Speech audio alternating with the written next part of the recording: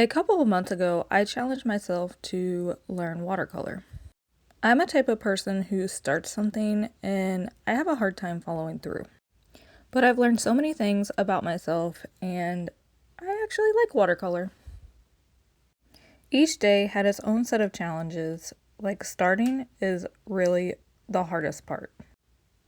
I made things that I didn't even think that I could create though.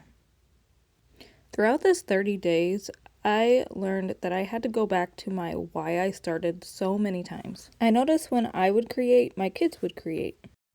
There's just something to spending time in this morning painting and reflecting on a Bible verse. Years ago, I started writing, and for whatever reason, I've had a fear of going back. This has allowed me to write, create, paint, and just really heal from whatever was going on. So maybe you're watching this and you're thinking of creating or you're in the middle of creating. Don't stop. Keep going. Do it. I regret not starting sooner. But before you go, here are some things that I've learned over the last 30 paint projects. A blank page feels scary sometimes, so starting is the hardest part. Water control is everything. It is so hard, but daily practice makes a difference. Too much water and you can blot it up with a dry brush. One thing I love about watercolor is how forgiving it is. This is my favorite brush size that I've used over the last 30 days. It's a size 8 and it's a round brush. When I first started, I used mixed media brushes from Five Below.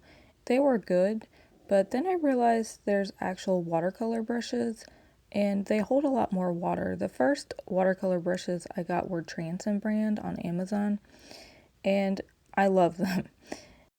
When I lost my favorite brush, I had to get new ones, which is this one right here. It's a pack at Michael's with a coupon under $5, but they just don't hold as much water, and that's why I love the brand. I don't know if it's because I started out learning and I feel comfortable with it, but if you could see here, it just holds so much more water and there's so much more flow to what you're painting.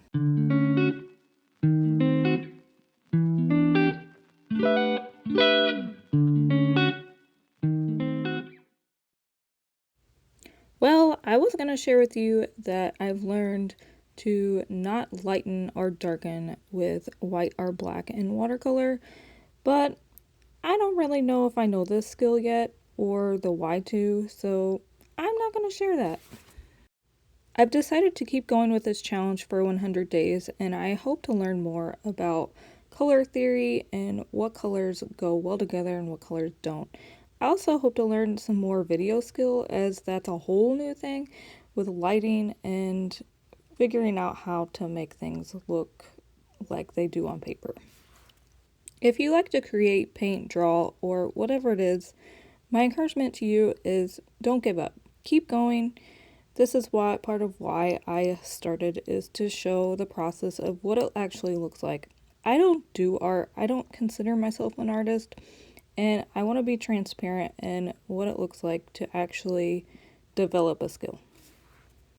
There are some days I want to throw my project in the trash, but the reason I don't is so I can look back and see how I've grown and see areas where maybe I can improve. Thank you for watching.